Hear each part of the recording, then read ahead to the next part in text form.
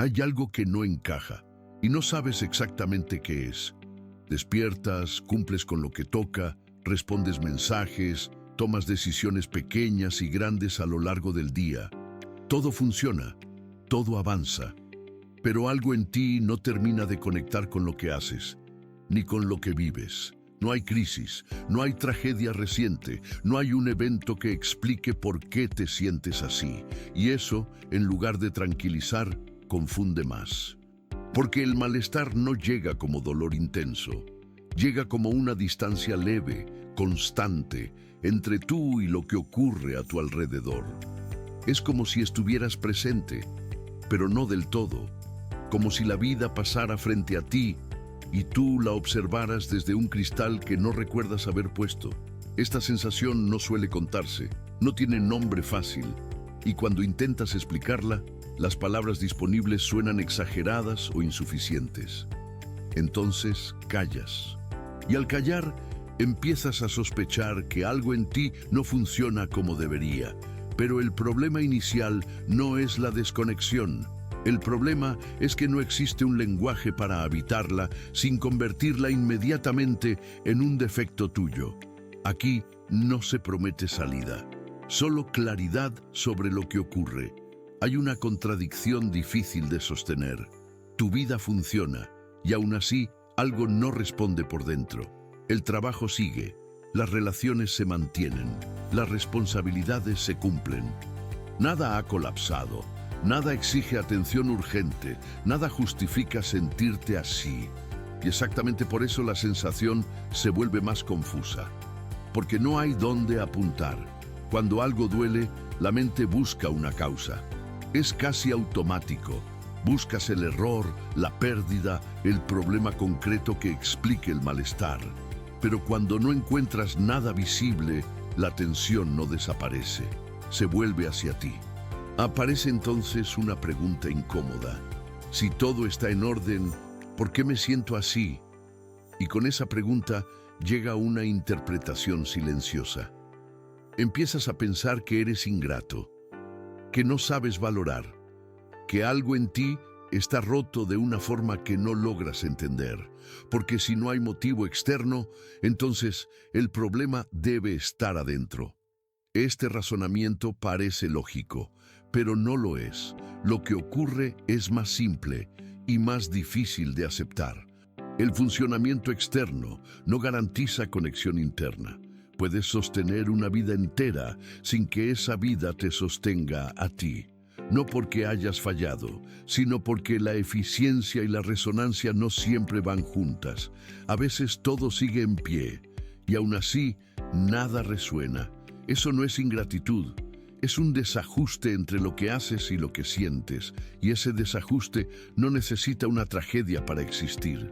Hay palabras que deforman lo que intentan nombrar, y vacío es una de ellas.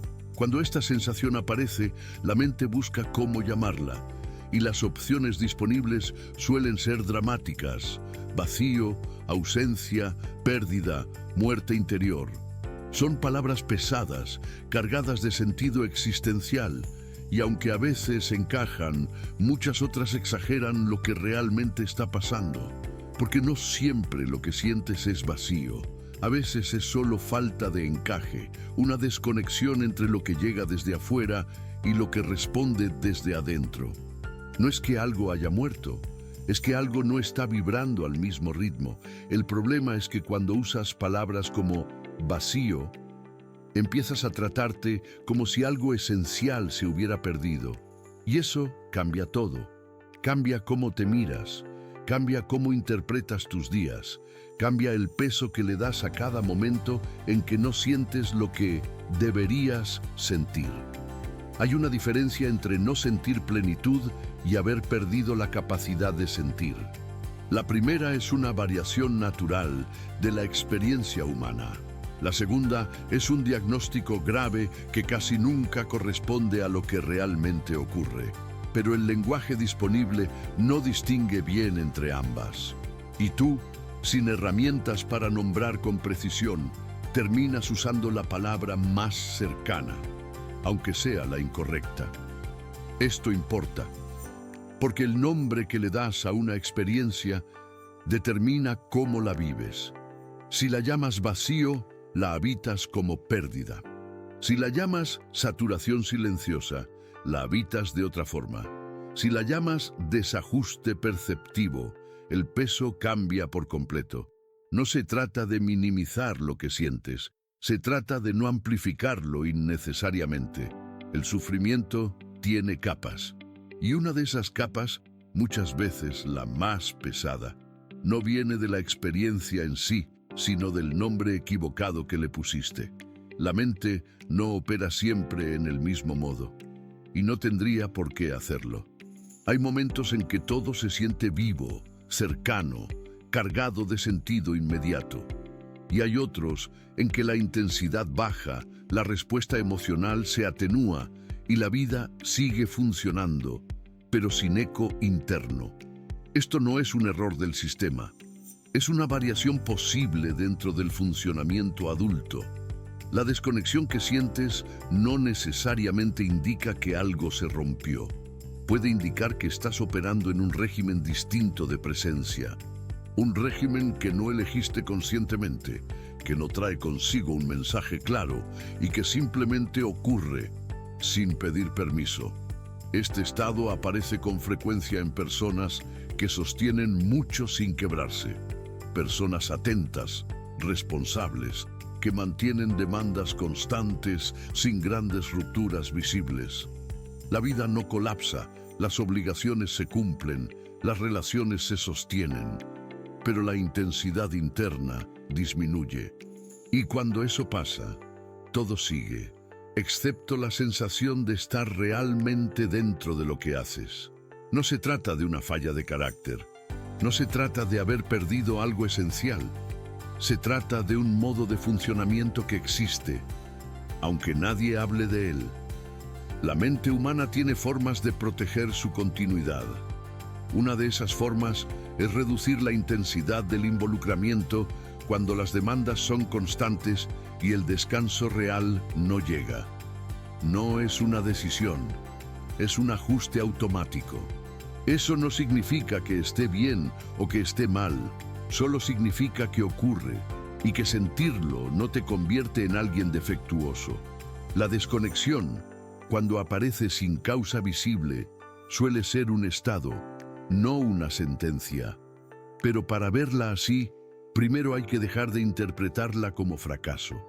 Hay una forma particular de estar presente que casi nadie menciona. Estás ahí, pero no completamente. Tu cuerpo responde. Tu mente procesa. Participas en conversas, tomas decisiones, cumples con lo que se espera de ti. Nada de eso falla.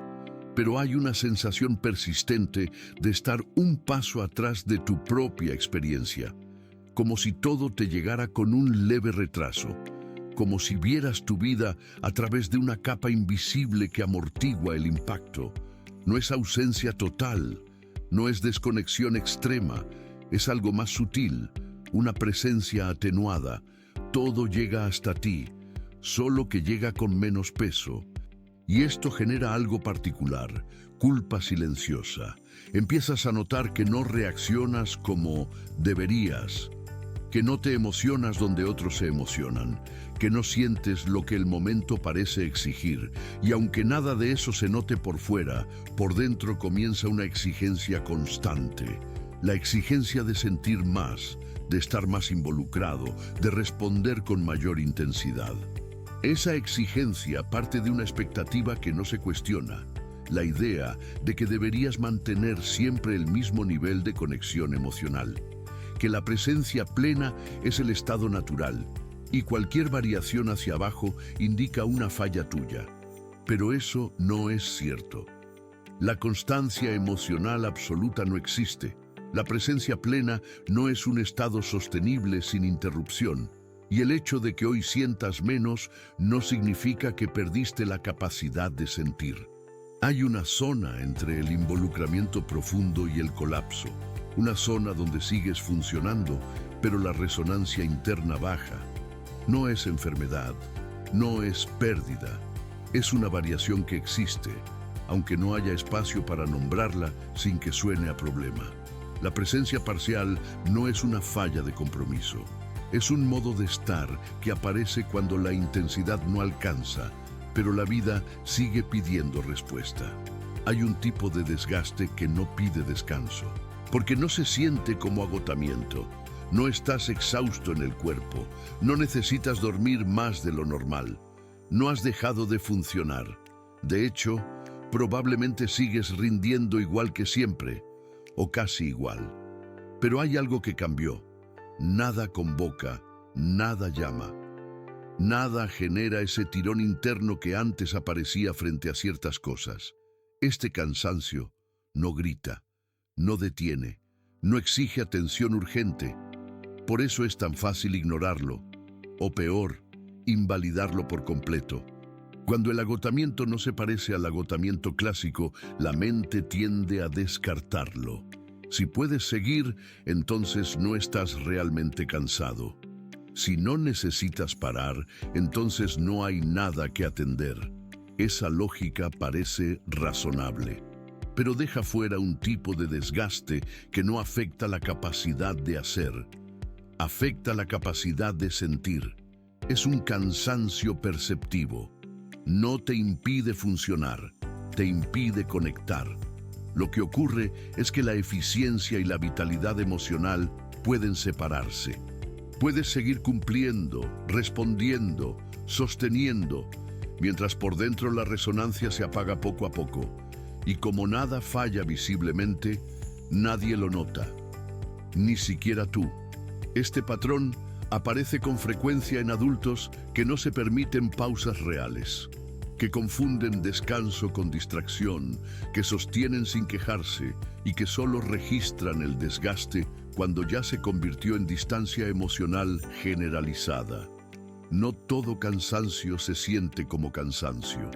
Algunos solo silencian la experiencia, y cuando eso pasa, la vida sigue funcionando, pero tú dejas de estar del todo dentro de ella. Cuando algo no se siente bien, la mente quiere saber por qué. Es casi un reflejo automático. Buscas el origen, repasas decisiones recientes, revisas si algo cambió, si algo falló, si cometiste un error que explique lo que sientes. Y mientras más buscas, más se intensifica la frustración, porque no encuentras nada que justifique el malestar. Esta búsqueda tiene una trampa escondida. Parte de una premisa que no siempre es cierta, que toda experiencia emocional tiene una causa específica y localizable. A veces la tiene, pero muchas otras no. Hay estados internos que aparecen sin un detonante claro, que no responden a una pérdida reciente, ni a un conflicto identificable, ni a una elección equivocada. Simplemente emergen como resultado de acumulaciones invisibles, de ajustes internos, de ritmos que no controlamos. Y cuando insistes en encontrar una razón que no existe, empiezas a fabricarla.